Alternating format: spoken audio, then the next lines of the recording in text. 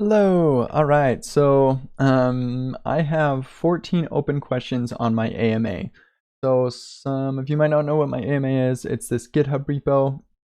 I got the idea from Sindre, and it's your opportunity to ask me anything. Doesn't mean I'll answer anything, but you can ask me anything that you like, and most of the time I answer. Yeah, so I got some guidelines, disclaimers, and blah, blah, blah, blah, some stuff here. But the reason that I do this, and I didn't have a tab open for this, is I have this blog post I made a while back because I get a silly number of emails and Twitter messages and just like tons and tons of questions constantly from people all over the place. And as much as I love helping people, and I try to help people as much as I can, I sometimes fall short and don't have time. So instead of just ignoring everybody, I direct them to my AMA, which allows me to answer your question in the public, and so more people can benefit from the answer. So it makes the use of my time more impactful. At least that's the hope. So anyway, that's what we're gonna do today, because sometimes these questions kind of, I just get so many, and so I don't have time to do them all. And so I'm just gonna run through the 14 questions that I have open, and hopefully it's kind of fun and interesting. So probably not a lot of code this time around. So hiring process. So I talked about how in one of my answers, how we trust our hiring process at PayPal. And so I'll just explain really quick what the hiring process is. It's not perfect, but it works pretty well. We have hired some really awesome people. So this is the normal hiring process. Well, like you apply for a job, and several engineers will look at your resume and match it up against the job description. I know some companies don't have like specific jobs they're hiring for. They're just always hiring, and they'll find a place for you. PayPal has requisitions, I think is what they're called, for specific positions that they need filled. And so we'll match your resume up to that position, and if it's a good match, then we'll have a phone screen where an engineer will talk to you for, I think it's a half hour, maybe an hour, and do some just get to know you a little bit, do some coding challenges, things like that. And then sometimes we'll do a coding take home, and I'm not a huge fan of those, because it's like when you're interviewing for jobs, you're probably interviewing at like 10 companies, and if they all have you do like even a 1 hour take home, would be 10 hours of this free work, which is selecting for privilege. And so I'm not a huge fan of those, but they do help us get an idea of the kinds of things that you're capable of. So that's kind of sometimes we will do that. And then if we're all good with that, then we'll have you come in for an on-site interview. We have done remote interviews in the past, but generally we want to fly you in, and we'll pay for that and everything. And then it's a 4-part interview with a lunch. So you have 2 engineers in the morning, and then lunch with the manager, and then I'm gonna lower this. Whoop. And then you'll have 2 interviews in the afternoon. And normally it's pretty technical stuff, but very practical. So we don't ask you algorithms for which we only learned the answer like right before going into your interview. I think that's kind of silly. So normally it's pretty practical, like build us this UI experience, like a little slider or a progress bar or something like that. Something pretty straightforward. We try to avoid focusing on framework specific stuff, but we will ask if you say that you're really skilled at React, then we want to see you show that off to us. And so we'll ask you React stuff. Let's see. Yeah, I generally like to get an idea of like where you want from your career in the next 5 years or whatever, where you want to be. So that kind of gets helps me know whether this job is going to help you get to where you want to be in the next 5 years or whatever. Yeah, and each interview is 45 minutes. So it's kind of a big day, but that's pretty typical. I've interviewed it at Facebook and other places, and it's pretty typical for those places as well to interview in that way. So yeah, and we had just 2 years ago, soon after I started, we had we hired like I think 4 new Hack Reactor grads, and all 4 of them were just amazing. So I feel pretty good about our hiring process, our ability to determine who's going to be a really good player on our team. So it's worked out pretty well for us. Okay, cool. So that's that. I'll come back around and add a link to this video. And by the way, if anybody wants to help, I don't have time to answer every single one of these questions in text and stuff to the amount that I want to. But by doing this in video, it kind of makes it harder for people who have accessibility needs to get the value out of these things. And so if you want to like transcribe, or summarize what I'm talking about for these, you're welcome to do that, and that would be just super awesome if you could. Okay, so next, what are your thoughts on this article I read? Well, here's the article, Tips on React for Large-Scale Projects.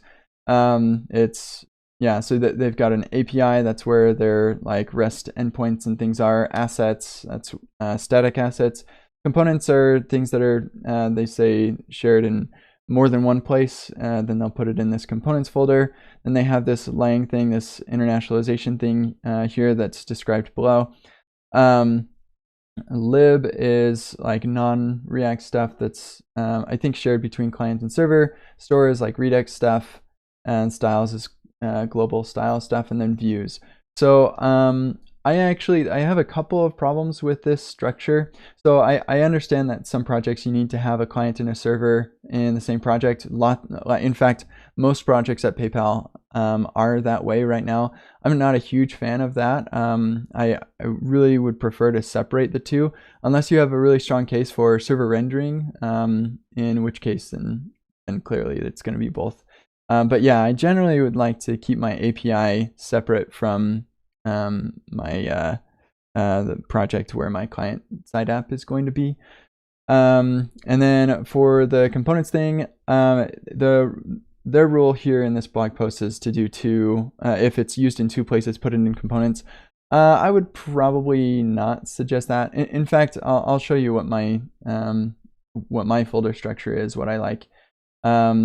This lang thing that they have, like, you are going to need internationalization. The way that it's being done here, though, unless there's a fancy Babel plugin in play, what you're actually doing is you're shipping the translations for every locale that you support to every user, regardless of what locale they have. And so you're shipping 3 times the number, in this case, just 3 times the number of localization strings than you actually need to. And so, yeah, probably not a great idea to do that. You'll either want to have that lazy loaded based off of the user's preferences, or have that server rendered into the document. Like at PayPal, if I go, well, here, let's see. I'm not sure if they did it the way that we are doing it. Yeah, here we go. Well, they're doing it a little differently than we're doing it, but the basic idea is that we're rendering the internationalization strings in the index HTML because it's server rendered, and so because of that, we can determine which language to pull in. So that's the way we're doing it. And if you're doing server rendering anyway, that's the way that I'd recommend. If you're not doing server rendering, then have an endpoint that you can call to get the internationalization. You can put it, if you're using GraphQL, that's perfect. You can put it into your first GraphQL query and get those translations. And then you just have a loading spinner that doesn't need to be localized, something. Yeah, and there's actually what's even cooler is there's this React internationalization library that comes with a Babel plugin. I think it comes from Yahoo. And with that, you'd actually just build, you run the build with each locale, and then you have a separate bundle, a set of bundles for each locale. And then based on the user's preferences, you send them the right JavaScript file. And then you're not even making like function calls like this to localize things. That's actually like the string is right there. Of course, like if there's interpolation and stuff, you'll probably need some runtime for that. But for most things, it just be the string right there and be pretty darn fast. Pretty cool idea. Got that idea from Merritt Christensen. Okay, so let's see. Just trying to think if there was anything else. I'm not huge into Redux, so I can't give you a ton of useful feedback on the Redux stuff. Global styles, like I generally try to avoid global styles in like CSS and JS for stuff. But if you're going to have them, then having them at a global level is probably a good thing. Views, this is, yeah, so this is where things kind of get into a different, different thing entirely. So this is my folder structure. It's actually Ryan's folder structure, but it was, last active 2 days ago. I wonder what happened 2 days ago. Maybe it was a comment. Nope, that was 21 days ago. He updated something. Revisions. Nice to know he still cares, but he made this like 2 years ago. Not actually reusable modules. Yep.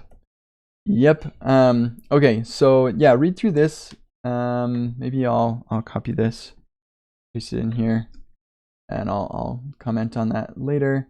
But the idea here is that you have screens that are the different screens for your app. So you have an app screen, and inside of there you have screens for admin and course. And so these screens map to your URL.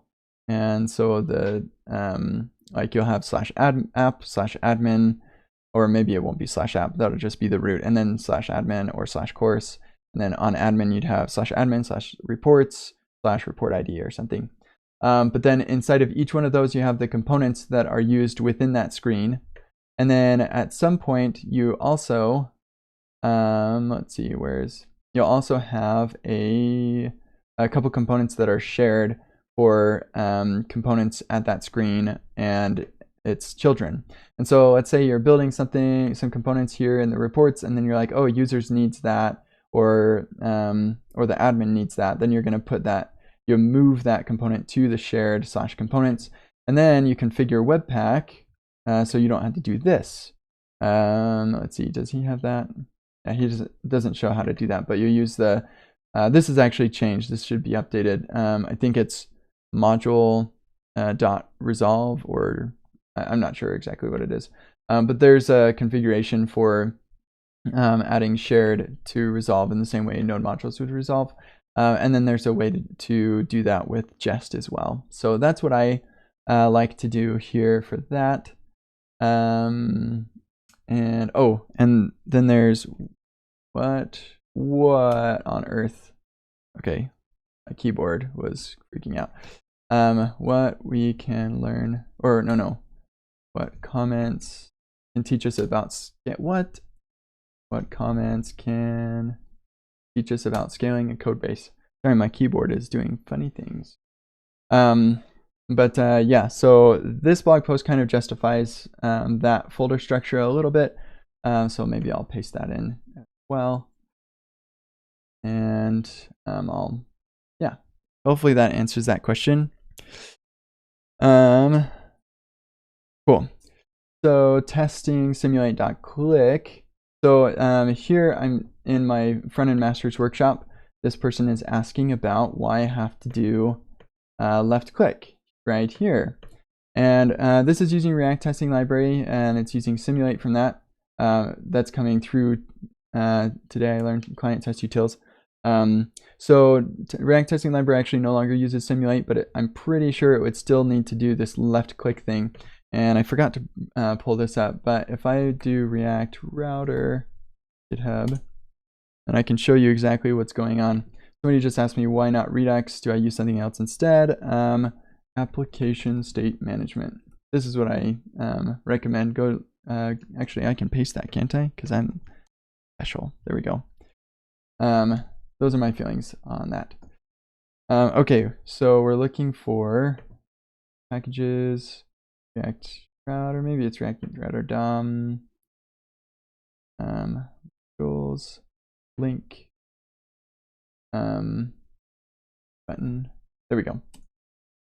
Here it is. This is why you have to do, when you click on a React Router link, you have to make sure that you set the event.button to 0, because that represents a left click. So that's why I tried to be explicit in my variable name here. It's a left click, and so when I simulate a click on the login link, then it's a left click. Otherwise, it will be ignored. So that's why. So cool. Next is here. I'm going to move this one all the way to the end so I don't accidentally close it. I want to keep those. I'll just actually copy that to my clipboard. I'll come back later. Okay, tabs remix. So somebody presumably looked at my advanced React component patterns stuff and made a tabs component that was mixed a couple of the patterns and was kind of cool.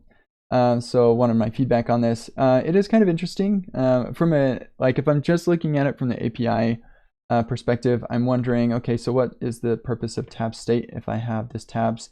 This should just be merged.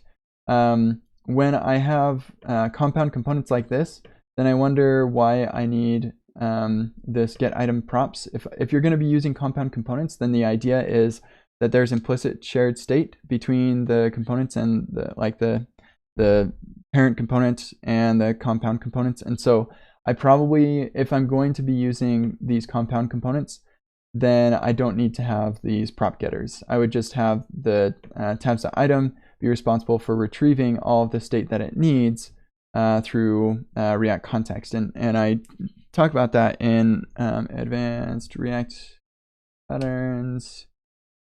Here, if you look at the sandbox,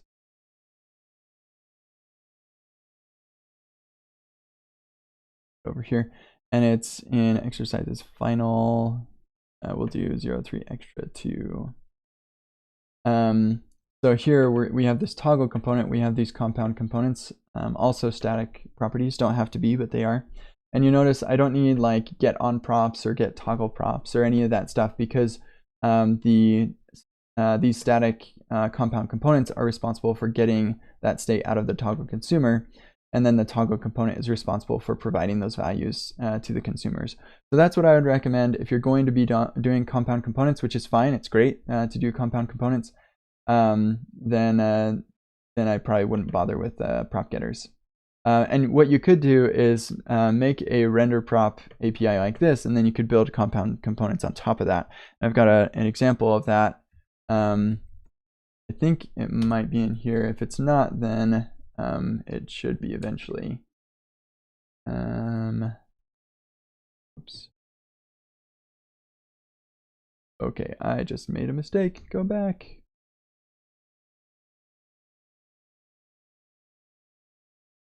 Okay, so we have,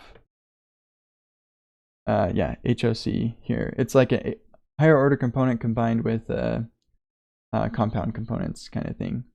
So here I have downshift and downshift label, and then my downshift input and button, because they're styled versions of those components. But in any case, you can take the render prop that is downshift and convert it into a compound components API. And it's pretty easy and straightforward to do that. You can see how I do that with the downshift HOC here and using React create context. So yeah, check that out.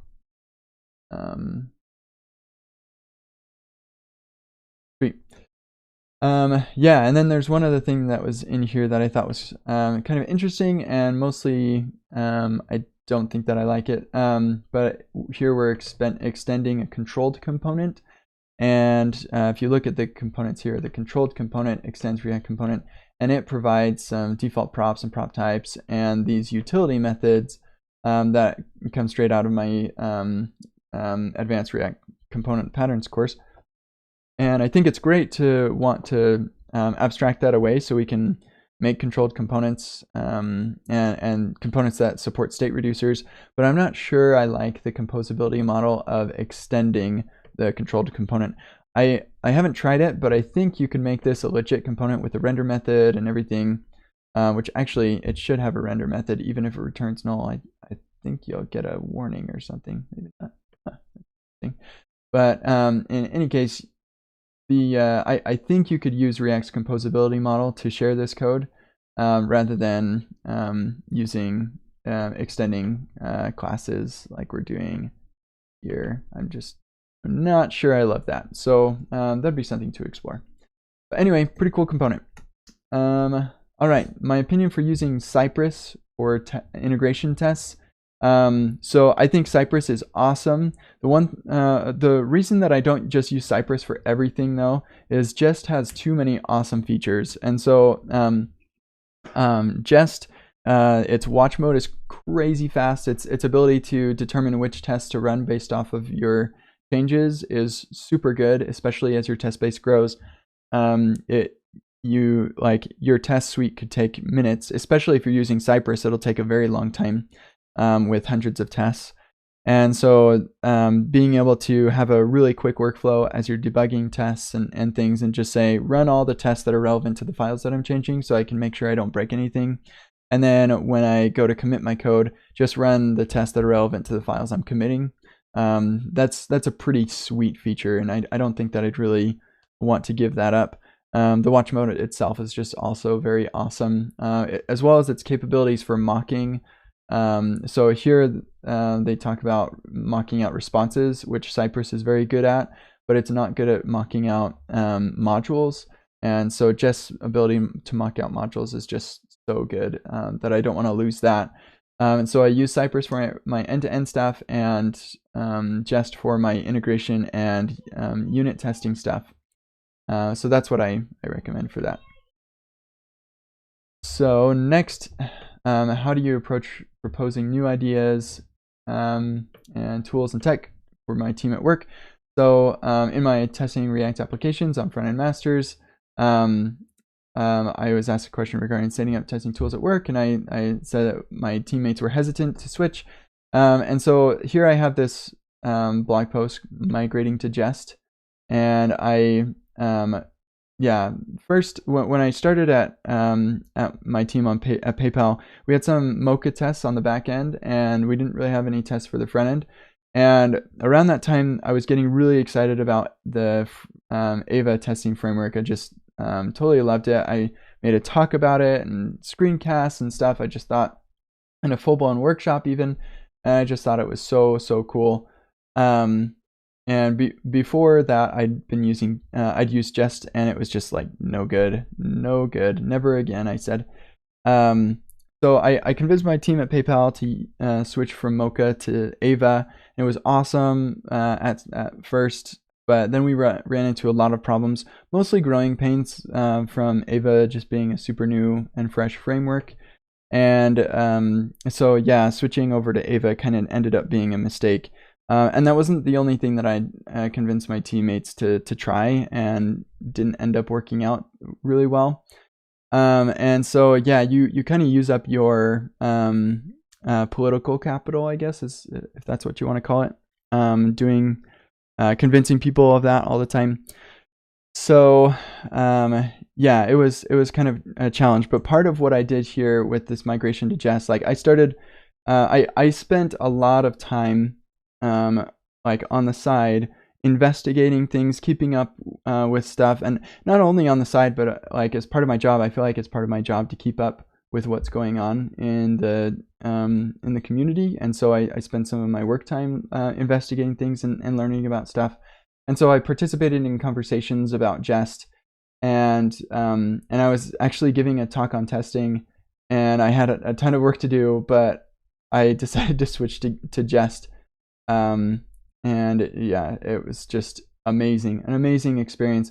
And so through that process of like investigating Ava or Ava versus Jest, I learned that like, wow, Jest is like way faster, and just yeah, it just like it's a crazy comparison. And so after giving it a chance and trying out some stuff, I decided, hey, I've really got to convince these people that we need to switch over to Jest. They were not super happy with Ava. They weren't super happy with me for suggesting Ava. And so like everybody knew that we needed to switch from Ava. And so like the fact that I was the one who suggested Ava didn't really help my case a whole lot, but I was able to show them some of the things, and they said, hey, let's I just kind of did it on the side to see what the comparison would be and how hard it would be. Jamin Ferguson, my coworker, helped.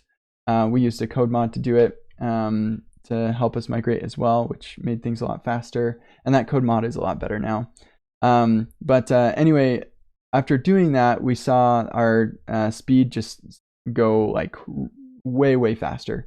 And so it was pretty easy to convince people because they were already convinced that what we were doing was not great, and we needed to move to something else. So it was kind of like, should we move to Mocha or this new Jest thing that Kent's talking about? So I just moved the code to Jest and opened a pull request and said, hey, listen, we're moving it like way faster. It's going way faster, so maybe we should do this instead. And they so like kind of underpinning all of this too is talking to very specific people, like one-on-one, not in a group, but one-on-one, and saying, hey, what are your concerns about X? And just learning. You don't have to resolve all their concerns and argue about it. You just say, what are your concerns about this thing? Tell me what you're thinking. What do I need to make sure that we can cover for me to win you over to the dark side, whatever. And they told me their concerns, and I compiled a list and made sure that I could address each one of those. And then I presented, hey, listen, we all know Ava is not working for us. This Jest thing is something I've been researching, and it's been really helpful. Let's talk about how Jest resolves every one of the concerns that you all mentioned to me. And so from that, it was a lot easier to help with them. I don't think I actually had an official presentation. I had the pull request, and and that's normally what I do. Sometimes I'll have a presentation, but I don't think I've really ever had an official presentation or anything. But yeah, having a pull request in place is really nice. Sometimes it's a big enough technology choice that you can't really have a pull request. Like, let's move to Kubernetes. Like, yeah, good luck with that.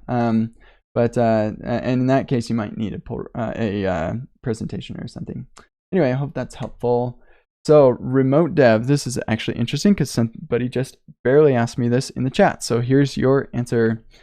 So this person's a full stack React developer from India. They'd like to know how to find remote developer work. So I actually have, I should have looked this up earlier. The next project. Somebody asked me a question with that in the title. How did you choose your next company? So this is the story of how I got my job at PayPal. You can read that. I'll just paste that in there, I guess. Yeah, so this is how I picked my next company and project. Basically, I wasn't looking for a remote position necessarily, but when PayPal reached out to me, I said, listen, I'm not moving to California. I'd actually just gotten a job offer from Facebook and turned it down because they wouldn't, I would have to move to California, and I have, at the time I had 3 kids, and we just bought a home, and getting anything comparable in California would be prohibitively expensive. And so, and I wasn't super interested in moving to California anyway. We have lots of family here in Utah. So when they reached out to me, I said, hey, listen, I'm not moving to California. And they said, okay, let's just interview you and see. So I'm not super good at the job market to find a specific position. Honestly, the only time I ever actually looked for a job was when I was still in school and I was looking for internships. And then from there on out, I have been headhunted anywhere that I went. So I'm not the best person to ask how to find a job. But I can say that my participation in open source in the community and blogging and those kinds of things, activities have been the reason that I was known enough for people to actually give me a chance and look into me and then offer me, or not offer me positions. Like, they don't just offer it to me. I do have to interview, but they come to me and ask me to interview. So sorry, that's probably not super helpful, but I wish you the best of luck. Okay, testing for Jest for jQuery testing. So for this, I would strongly recommend DOM testing library. So this is what is the underpinnings for React testing library and Vue testing library and NGX testing library for Angular.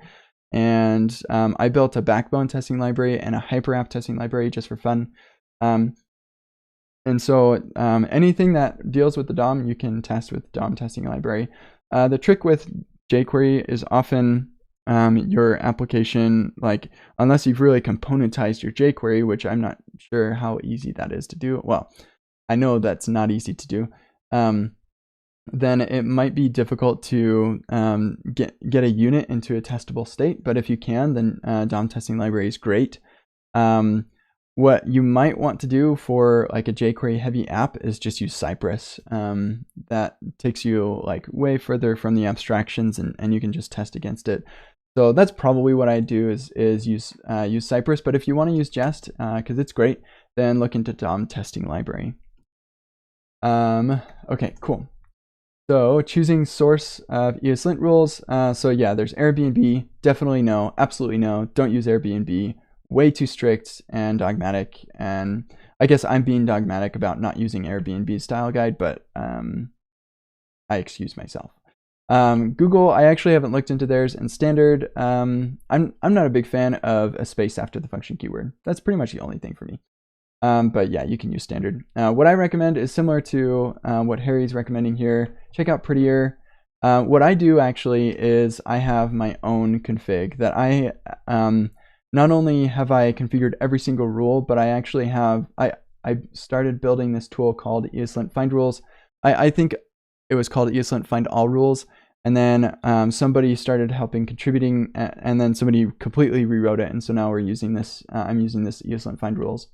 But this tool will look for all unused rules based off of a file. So you say, here's my file, it resolves the config for that, and it will determine which rules are unused for that file, which is pretty rad, actually. I think it's pretty cool. So yeah, so I configure every single one of my rules for all the plugins that I'm using, and then I use this in all of my projects, and it's great. So it takes a lot of time in it, and maintaining it is kind of annoying, but it's pretty cool. And my preferences have changed over time.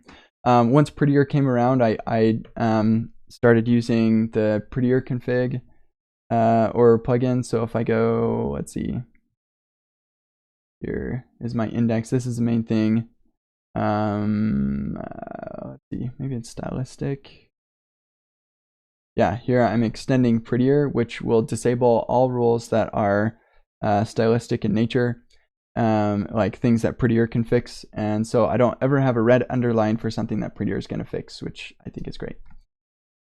All right, so next, the React way of setting up user sign-in and protected routes. So I wouldn't say there's a React way. That's one of the things we love about React, is that you can kind of do what you want.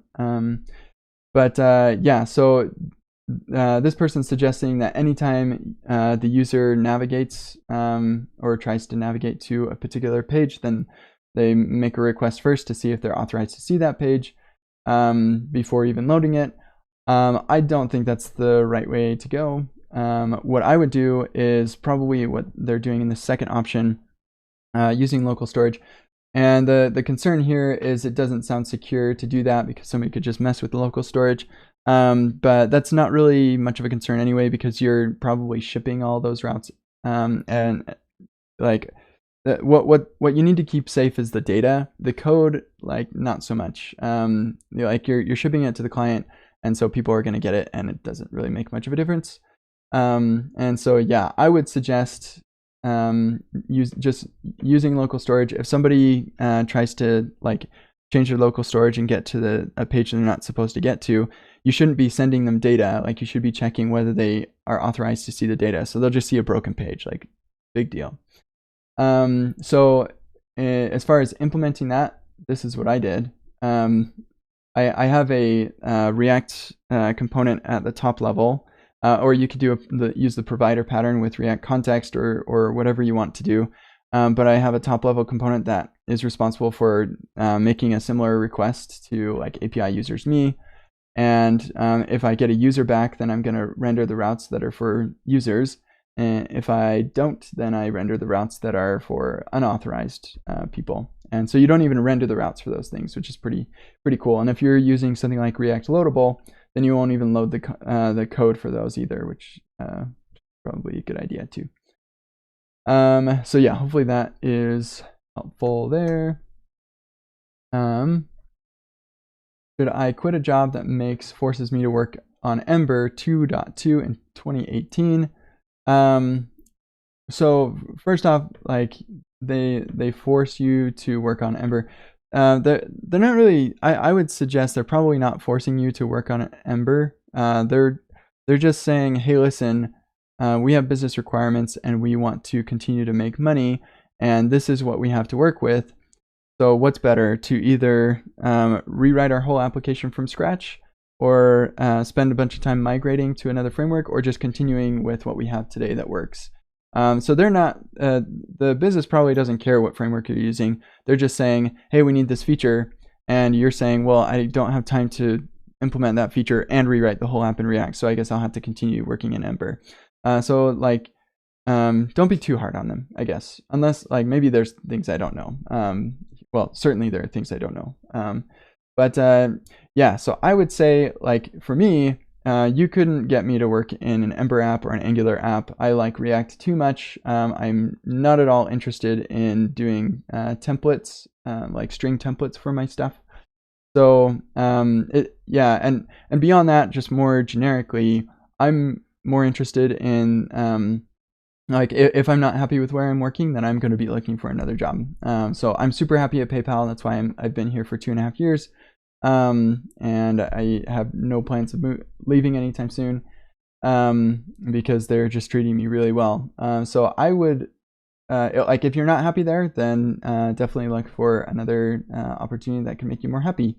You might also communicate with the people, like your manager and stuff, and say, hey, listen, here are my concerns. Like, you listed them right here, and say, hey, management, like, here are my concerns, and they say, okay, well, we can deal with this one. We'll send you to a conference, or whatever you want to do there. It's not like Ember is a terrible framework or anything. I don't want to work in it, but yeah, like there are people using Ember who are really, really smart people, and so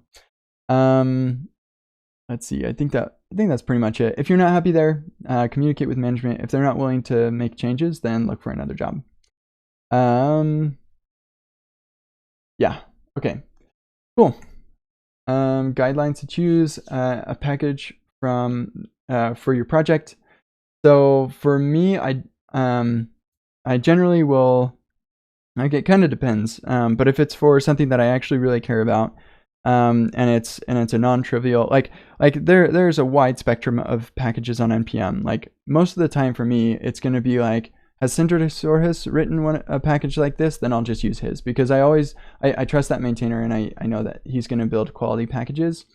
And like, that's both a good and a bad thing, but it's mostly a good thing. I don't have time to investigate every package, and most of the time, like I'll see benchmarks like this can do 1,000,001 like runs per second. This one can only do 1,000,000. So obviously, like, most of the time I don't care, and most of the time it's not much of a perceivable difference anyway. So like, doing a hard comparison like that normally doesn't make a difference for me. What makes a difference is, do I know that this package is going to do my job? And so that's why, like, for example, if we look at DOM testing library or any of my projects, I start with the title, a simple like idea of what the library is, like its tagline. Then I talk about the problem. and how this particular solution solves that problem. And then I get into how to use it. But it's really important, and that's what I'm always looking for in a library, is what problem does this thing solve? And am I able to solve that problem with this library? And do I like the solution? So that's what I'm looking for when I'm looking at an NPM package. I also look for things like, do they have tests for this library? And what dependencies? Like if it's a client-side library, I'll definitely want to look at the size of the library as well, because I don't want to ship a huge thing to my users if it's not necessary. Sometimes I'll look at the complexity of the library, and if it's like, if it's super complex, that could say one of two things. Either one, they've over-engineered it, or two, it's just a complex problem, and I don't want to have to deal with writing that myself. So then I might use that. So yeah, so those are hopefully some helpful guidelines.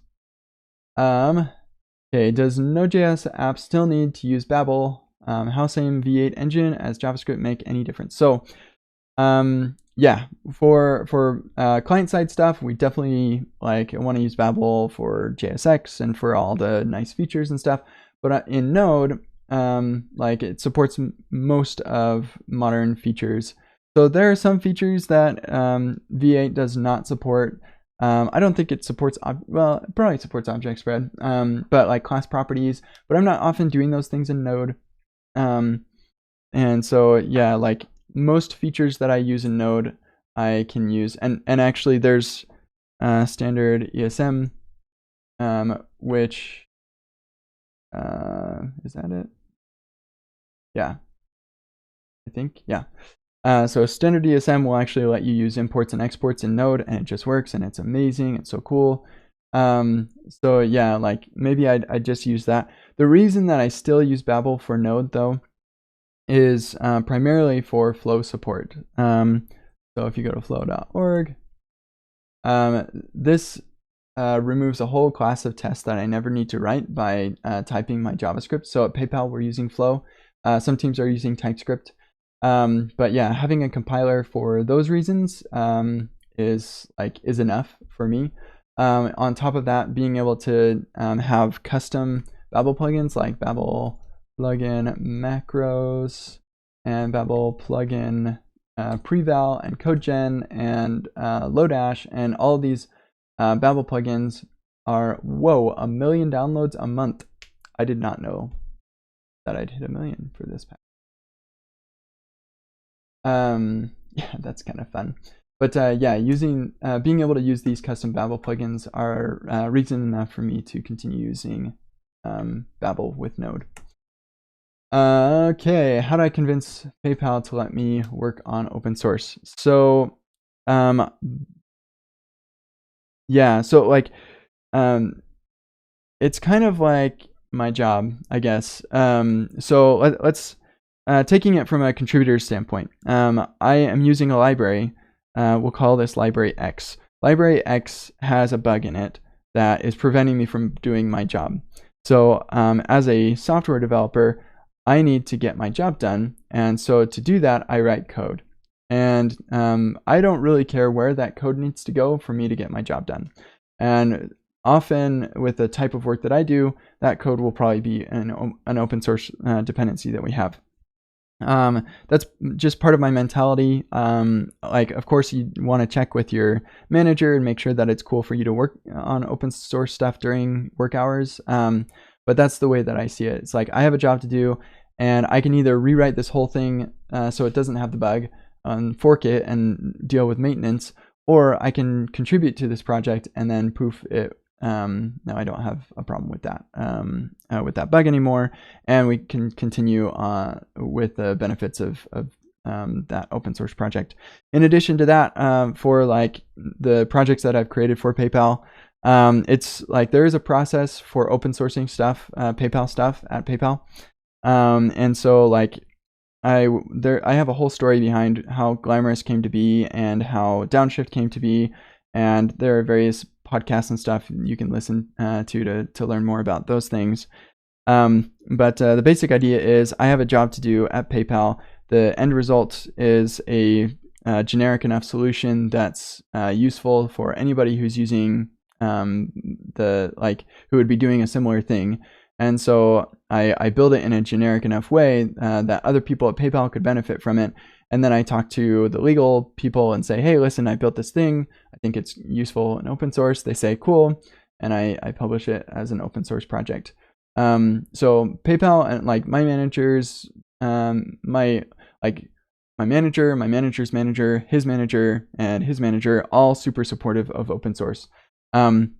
Like the CEO of the company is supportive of open source. So like it's not really a huge challenge for me to get into that.